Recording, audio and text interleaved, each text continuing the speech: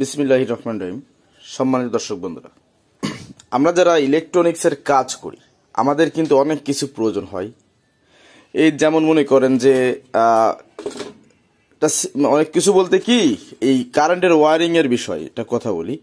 এই যে বোর্ডটা দেখতে পাচ্ছেন, মূলত আপনাদেরকে বোর্ডটার কানেকশনগুলো দেখাবো। যারা জানেন তারা তো আলহামদুলিল্লাহ ভালো কথা, যারা না জানেন তাদের জন্য বেশ উপকারী আসবে। তো দেখেন, আমি এখানে এই যে বোর্ডটা লাগাচ্ছি আমার ঘরে, যেহেতু নতুন কাজ করতেছি ঘরটায় কাজের জন্য। এখন ব্যাপারটা হচ্ছে আমার এখানে কি লাগবে। ধরুন আমার এই তারটায় আমার ফেজ নিউট্রাল আসতেছে, বা এটা হচ্ছে আমার সোর্স। এই সোর্স হচ্ছে এই ফিউজ হয়ে আর্থিং বা নিউট্রাল যেটা বলি বা নেগেটিভ, ওইটা আমার টোটালি মানে কমন থাকবে। আর যে ফেজটা থাকবে, তো এখানে যে দুটো তার দেখতে পাচ্ছেন, একটা হচ্ছে ব্লু, একটা হচ্ছে হোয়াইট, অর্থাৎ নীল আর সাদা। তো নীল তারটা ইকুয়াল টু হচ্ছে আমি মাইনাস ধরবো আর্থিং বা নিউট্রাল, আর এই সাদা তারটা ফেজ ধরবো বা পজিটিভ, মানে কারেন্ট যেটাই আপনার টেস্টটা জ্বলে আর কি ধরলে। তো এখানে ব্যাপারটা হচ্ছে কি, সিস্টেমটা কি হবে, আমি এখানে দেখুন কি দিয়েছি, একটা দিয়েছি হচ্ছে কাট আউট ছোট, একটা দিয়েছি ইন্ডিকেটার, যে কাট আউট হয়ে এখানে লাইন ঢুকলে এটা জ্বলবে। এই দুটো হচ্ছে এই যে সকেট দেখতে পাচ্ছেন, এই দুটো ডাইরেক্ট লাইন থাকবে, কোনো সুইচিং নাই, কোনো সিরিজ নাই। এই দুটো সুইচ হচ্ছে আমি লাইটের জন্য ব্যবহার করব। আর এই যে সকেটটা দেখতে পাচ্ছেন, এটা আমার 200 ওয়াটের একটা সিরিজ বাল্ব আমি ব্যবহার করব, মানে সিরিজ এবারে থাকবে। এরপরে আমার আপনার এটা তো গেলো ইন্টারনাল বিষয়। এক্সটার্নাল অর্থাৎ আউট হিসাবে আমার যে ইয়েগুলো লাগবে, আরও তো কিছু লাগবে। যেহেতু আমি আরও মনে করেন 100 ওয়াট 60 ওয়াট সিরিজ আমার প্রয়োজন। যেমন ধরেন এটা হচ্ছে 100 ওয়াটের বাল্ব, আমি সুপারস্টার নিয়েছি। হ্যাঁ, এরপর আরও একটা নিয়েছিলাম, সেটা গেল এই যে 40 ওয়াট। এইগুলো আমি আদার সাইডে করে নেব। তো একটা নতুন ঘরে যখন একটা নতুন একটা কাজের জায়গা প্রতিস্থাপন করতে হয়, তখন কিন্তু এই জিনিসগুলো বাধ্যতামূলক লাগে। কারণ সিরিজ কানেকশন ছাড়া আমাদের ইলেকট্রনিক্সের জগৎ, অর্থাৎ বিশেষ করে ইলেকট্রনিক্সের চেকিং যে বিষয়গুলো হোক, অ্যাম্পলিফায়ার, মোটর, অন্যান্য ফ্যান ট্যান, যত সিরিজ ছাড়া অসম্ভব। কারণ একটা জিনিস যদি শর্ট অবস্থায় থাকে, আমি তো সিরিজে দিয়ে দেখি না চেক করি, ডাইরেক্টলি দিলে কিন্তু ধাম করে হয় এমসিবি ট্রিপ করবে, অথবা ফিউজ কেটে যাবে, বা একটা ভালোটা স্পার্কিং এর শিকার আমার হতে হবে। তো এই জন্য আমাদের এরকম একটা বোর্ড প্রয়োজন। তো এখানে ডায়াগ্রামটা আপনাদেরকে একটু বোঝাইয়া দিই আমি। তো ডায়াগ্রামটা আসবে ওই যেটা বললাম, এই যে দেখতে পাচ্ছেন ইন্ডিকেটারে কিন্তু দুটোই ফেজ নিউট্রাল দিতে হবে। তো এই যে ফিউজ দেখতে পাচ্ছেন, এই ফিউজে আমার সোর্স লোড হবে, মানে সোর্স ঢুকবে, কারেন্ট আসবে। এইখানে যে ফিউজটা থাকবে, ওই ফিউজ হয়ে হচ্ছে এখানে বিদ্যুৎ আসবে, এবং ওইখান থেকে আমার 1 2 3 এই তিনটে সকেট কিন্তু শর্ট থাকবে। এবং শুধু সেটাই না, যেহেতু আমি লাইট অন অফ করব, তো এখান থেকে একটা লাইন তার দিয়ে আমি এই লাইন পর্যন্ত শর্ট করে দেব। ঠিক আছে, এটা কিন্তু আমি শর্ট করে দিব। আর এই যে সিরিজ লাইন, এটা পরে দেখাচ্ছি।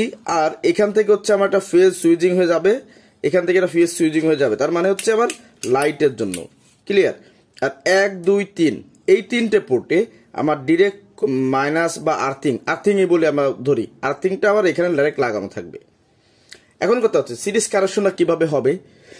তো এইখানের যে ফেজটা আমার আসছে, ওই ফেজটা আমি ডিরেক্ট ইসে ঢুকিয়ে দেবো, মানে সিরিজ যে বাল্বটা ঢুকবে, যে হোল্ডারে যাবে, এই হোল্ডারের এক প্রান্তে লাগাবো। এখানে দেখুন দেখাচ্ছি আমি, এখানে এক প্রান্তে লাগিয়ে দেবো ফিউজের মানে ফেজের একটা তার। এবার এখান থেকে বাল্ব ধরলাম সুইচ, ওই বাল্ব হয়ে বা বাল্বের মাধ্যমে সুইচিং হয়ে বা বাল্বের মাধ্যম হয়ে আর একটা তার আউট হবে, এই তারটা এনে লাগাবো হচ্ছে আমার এখানে। এবং ডাইরেক্ট মাইনাস যে তারটা থাকবে বা ওই আর্থিংটা ডিরেক্ট এখানে শর্ট করা থাকবে।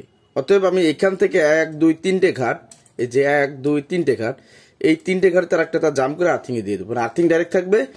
আর এখান থেকে ফেজ দুটো তার যে এই হোল্ডারে সুইচিং হয়ে এসে আমার এখানে ঢুকবে। সুইচিং বলতে আমি বোঝানোর জন্য বলতেছি, মানে বাল্ব হয়ে এখানে আসবে। সেক্ষেত্রে কি হবে, যদি কখনো আমার এখানে হাত লেগে যায়, শর্ট হয়ে যায়, বা বাল্ব কেটে যায়, কোনো ক্রমে আমার এখানে ফেজ থাকবে না। এই নিয়মটা ভালো মনে হয় তাই করতেছি। তো আমি এগুলো করি, আপনাদেরকে দেখাচ্ছি। তো বন্ধুরা দেখেন, আমি একটু করে নিলাম। এটা হচ্ছে আমার সিরিজ সেই কানেকশন যেটা বলছিলাম, যে এখান থেকে একটা ফেজ, এই যে ফেজ, এটা কিন্তু ফেজ, এটা কিন্তু টোটাল ফেজ। এখানে কিন্তু কারেন্ট আছে, আমি দেখাচ্ছি আপনাদেরকে। ফিউজটা লাগালে চলে আসবে, এই দেখেন জ্বলে। এটা জ্বলবে না, কারণ এখানে এখনো ফিউজটা লাগানো হয়নি, ফিউজটা লাগাতে হবে। তো এই হচ্ছে ফিউজ, এই যে চিকুন তার, এই তারের ভিতর যদি আপনার 20টা গেজ থাকে, এখান থেকে 2টো গেজ দিয়ে একটা ফিউজ করে নিয়েছি যাতে অল্প লেটে কেটে যায়। এরপরও আমার ঘরে লোড অনুযায়ী পরে এটাকে চেঞ্জ করা হতে পারে, যাই হোক। তো এখন দেখুন এই যে হচ্ছে মাইনাস বা আর্থিং, এই আর্থিংটা এখানে এই 3টে সকেটে আসছে। প্রথমে ডাইরেক্টের 2টো সকেট, একটা ইন্ডিকেটর, এবং এখানে যে সিরিজ 200 করা আছে, এই 200-র একটা ফেজে আর্থিং ফুল শর্ট থাকবে। ক্লিয়ার? এবার এই যে ফেজটা এইখান থেকে এই ফিউজে এখানে আসছে, এখান থেকে সাপ্লাই হয়েছে এই পর্যন্ত। তো এই যে 200 ওয়াটের যে বাল্বটা, এই ফেজটা এখান থেকে জাম্প করে বাল্ব হয়ে এই সকেটে পৌঁছাবে ফেজ, যেহেতু আমার নিউট্রাল ফেজ ঘোরার কোনো অপশন নাই। গেল। এবার এখানে যে একটা সুইচ ছিল আমাদের, এই যে সুইচটা, এই সুইচটা এই যে আর্থিংকে আমি ডাইরেক্ট দিয়ে দিয়েছি এই তারে, আর এই যে ফেজটা সুইচিং হয়ে এখানে আসবে, এর জন্য একটা লাইট দিয়েছি আমি এখানে। তো আমি এখন এখানে ফিউজটা লাগিয়ে একটু চেক দেব। তো দেখুন বাল্ব জ্বলে উঠছে, এই যে বন্ধ হয়ে গেল, এই জ্বললো, এই বন্ধ হয়ে গেল। এটাকে আমি আপাতত অপশনাল হিসেবে রেখে দিয়েছি, আর এটাকে চেক করতে হবে আগে, তাহলে বিষয়টা লাগিয়ে দিলে বুঝতে পারবেন। তো বন্ধুরা, আমি এটাকে সেটিং করে নিলাম। এখন এখানে ফিউজটা লাগাচ্ছি, দেখেন লাইনগুলো ঠিক আছে, এক চান্সে আলহামদুলিল্লাহ ওকে।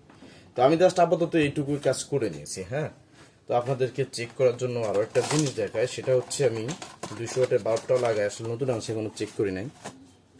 ব্যাস, তো এখানে 200 ওয়াটের বাল্বটা লাগাচ্ছি। লাগানোর পর এটাতে কোনো সুইচিং হবে না, জাস্ট আমি 2টো নোজ ফিলাস দিয়ে দেখতেছি আসলে লাইনটা ঠিকঠাক আছে কিনা। তো আমার লাইন করা ঠিক আছে, দেখেন।